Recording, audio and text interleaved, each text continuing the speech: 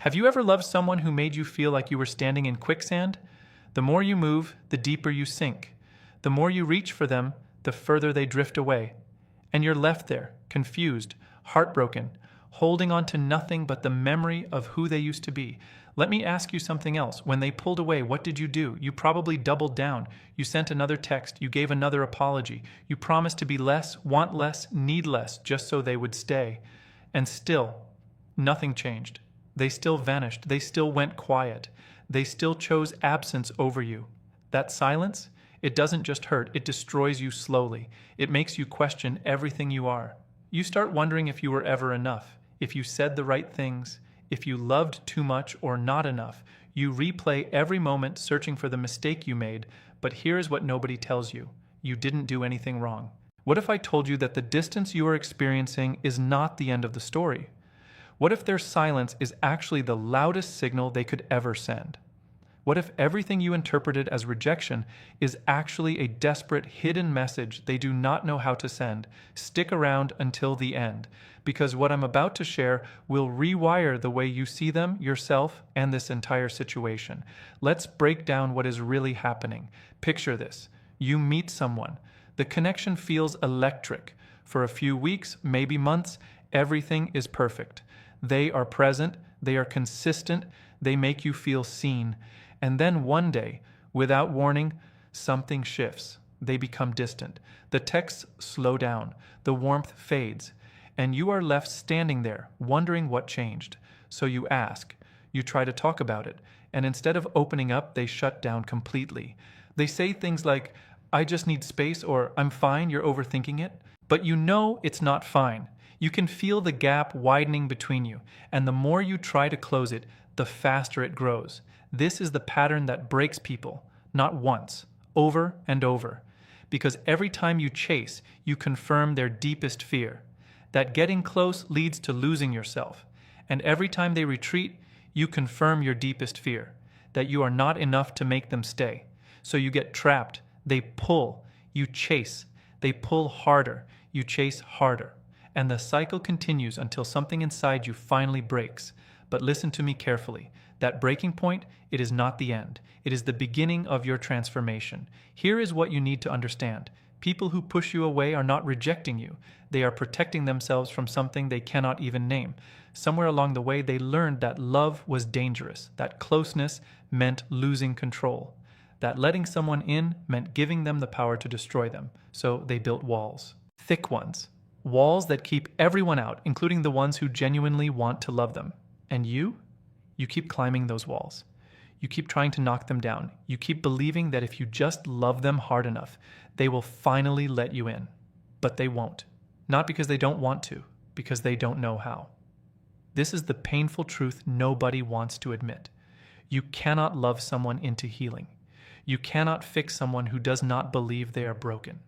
You cannot force open a door that has been locked from the inside. But here's the gift inside this pain. Once you stop chasing their love, something extraordinary happens. You stop abandoning yourself. You stop shrinking to fit into their fear. You stop making their wounds your responsibility. And the moment you stand in your own power, that is when everything changes. So stay with me, because what I'm about to reveal next is the single most important thing you need to know about why they push you away. And it is not what you think.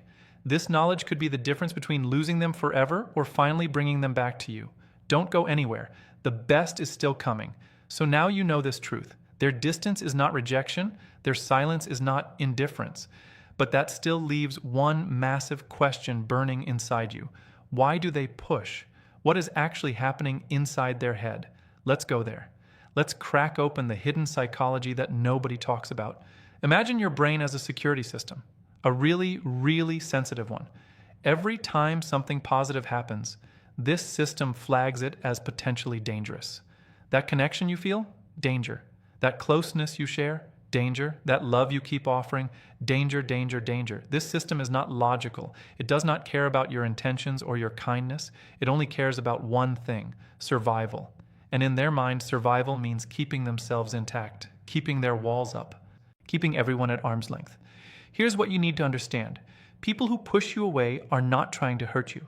They are trying to save themselves. Somewhere deep in their past, they learned a devastating lesson. A lesson that closeness leads to pain, that opening up leads to abandonment, that loving someone means eventually losing yourself. So they built their entire personality around avoiding that pain. They became experts at creating distance before anyone could get too close. They perfected the art of leaving before they could be left.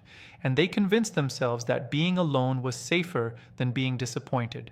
But here is what nobody sees. They are exhausted, deeply, profoundly exhausted, because maintaining those walls requires constant effort, constant vigilance, constant war against their own desire to connect. And every time they push you away, a piece of them dies inside. They do not want to push you. They desperately want to pull you closer.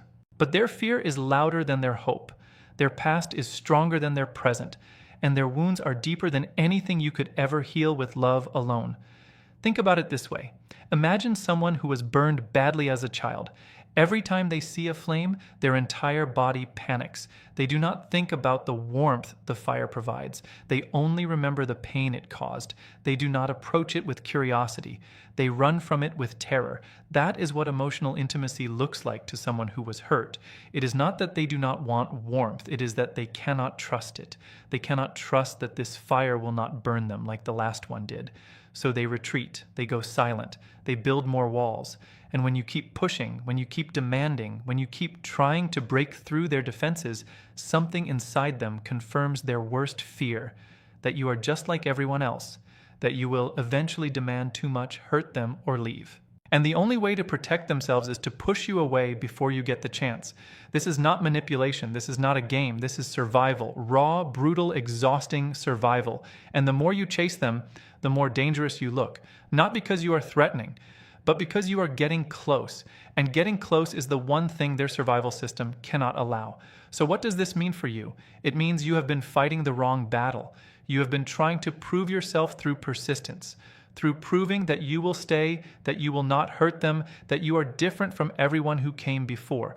But they cannot hear your promises. Their fear is too loud. Their wounds are too deep. And no amount of love from the outside will ever heal damage that was created on the inside. But listen to me. This is not a dead end. This is a turning point, because understanding their psychology gives you something powerful. It gives you the ability to stop taking their behavior personally. It gives you the wisdom to see their push as protection rather than rejection. And it gives you the strength to respond differently than everyone else who came before. Every person who tried to love them failed. They all chased.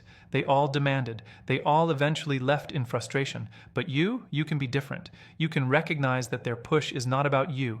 It is about them, their fear, their wounds, their broken trust. And when you stop making their fear your problem, something incredible begins to happen. The pressure lifts, the desperation fades, and suddenly you are not fighting against their walls anymore. You are simply standing on the other side, steady, calm, and unshaken. That calm, that steadiness, that is what they are secretly desperate for. But I will get to that in a moment. Right now, you need to understand what they truly want, because it is not what you think. And it might change everything for you. So we have been diving deep into the psychology.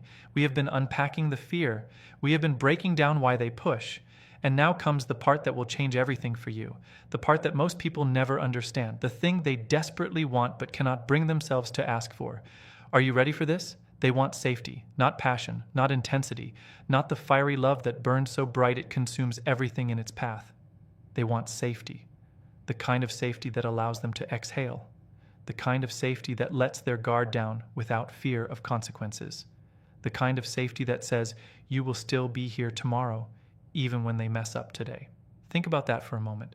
Every relationship you have been in probably came with expectations, demands, conditions. You had to be a certain way, respond a certain way, give a certain amount.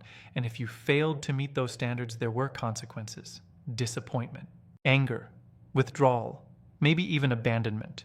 That is what love has always felt like to them, a transaction, a test, a constant evaluation of whether they are good enough to deserve your presence. So they learned to perform, to shrink themselves, to become whatever version of themselves they thought you wanted. And underneath that performance, something inside them slowly died. The real them, the authentic them, the vulnerable, imperfect, human them. It got buried so deep that they forgot it even existed. And now they are terrified of ever letting it surface again. Because what if you do not like what you see? What if the real them is too much, too broken, too damaged? What if showing you their true self means watching you walk away like everyone else did? That fear lives inside them every single day, even when they are with you, even when things feel good, even when they say they love you. Somewhere in the background of their mind, that fear is running nonstop, calculating risks, measuring distance, preparing for the inevitable moment when you finally see them clearly and choose to leave. So what do? They stay ahead of you. They create distance before you can create it for them. They push you away before you can disappoint them. They become the one who leaves so they never have to be the one who gets left behind. Now here's where it gets powerful. They are not just looking for anyone to give them safety. They are looking for you, specifically you, the person who has already proven you can handle their chaos, the person who has already stayed through their worst moments, the person who has already seen their push and retreat and still chose to remain. But they do not know how to ask for this. They do not know how to say, hey, I am scared. Please be patient with me. I am damaged. Please do not give up on me. I push people away because I do not know any other way to survive. Please see past that and love me anyway. They cannot say those words because vulnerability is exactly what their survival system is designed to prevent. So instead, they send signals, subtle ones. The way they pull back after getting close, the way they go silent when things get too real, the way they disappear right when you think things are finally progressing. Those are not rejection signals. Those are calls for help disguised as withdrawal. They are basically saying without words, I want to trust you. I want to let you in. I want to stop running, but I do not know how. So please be the steady one. Please be the calm one. Please do not retreat when I retreat, because that confirms every fear I have ever had. Here is what they truly want. They want you to be so grounded in your own worth that their chaos does not shake you. They want you to be so rooted in your own peace that their silence does not send you spiraling. They want you to show up steady and consistent, not because you are trying to fix them or earn their love, but because you know exactly who you are and you are not going anywhere. They want you to be the person who says, I see your walls and I am not afraid. I see your fear and I will not abandon you. I see you pushing me away and I will stay anyway, not because I need you to love me back, but because I choose to love you regardless. That kind of love does not exist in their world. Nobody has ever offered them that before. Everyone chases, demands, and eventually leaves when it gets hard. But you could be different. You could be the calm in their storm, the safety they have been searching for their entire life. But you cannot give them that safety while you are drowning in your own anxiety. You cannot be their anchor while you are desperately clinging to them for dear life. You have to find your own stability first. You have to build your own foundation. You have to become so solid in who you are that their fear does not infect you anymore. And once you do, once you stand completely unshaken while they go through their patterns, that is when something remarkable happens. Their fear starts losing its power. Their walls start crumbling, and they begin to trust you in ways they have never trusted anyone before. This is the gift you can give them, but only if you are willing to work on yourself first. Only if you are willing to stop chasing their love and start chasing your own growth. Because here's the beautiful irony. When you stop trying to save them, you actually end up saving them. When you stop fighting for their love, they start fighting to keep yours. So here we are, at the place where everything changes. Everything we have discussed leads to this moment. Understanding their psychology, recognizing their wounds, seeing what they truly need. All of it points toward one destination. How you choose to show up from this point forward. You cannot change them. I need you to hear that clearly. You cannot rewire their brain. You cannot undo their past. You cannot love away their wounds with sheer willpower and determination. That is not how healing works. That is not how transformation happens. Real change comes from within. It comes from their own decision to face their fear instead of running from it. And you cannot force that decision. You cannot rush it. You cannot manufacture it through your persistence. But here is what you can do. You can become the bridge, the steady, unwavering bridge that remains solid while they figure out how to cross it. Think about what that actually requires. It requires you to stop abandoning yourself in the process. It requires you to stop shrinking, stop performing, stop pouring everything you have into someone who keeps pulling away. Because here is the truth nobody wants to face. You cannot pour from an empty cup. You cannot be someone's safety while you are drowning in your own anxiety. You cannot save someone from drowning if you do not know how to swim yourself. So the work starts with you, not them, you. What does that look like? It looks like rebuilding your foundation. It looks like reconnecting with who you are outside of this relationship. It looks like filling your life with things that make you feel whole and grounded and complete. Because when you are whole, their chaos cannot destabilize you. When you are complete, their withdrawal does not break you. When you know your worth, their silence does not send you spiraling into desperation. You become the eye of the hurricane, the stillness at the center, the calm that remains unchanged while everything around it spins wildly out of control. And here is the powerful part. That stability is exactly what they are searching for. Not your love, not your devotion, not your promises to stay forever. Just someone who does not collapse when things get hard. Someone who can hold space for their pain without needing them to fix it. Someone who can remain steady while they figure out their own mess. Every person before you ran when things got difficult. Every relationship ended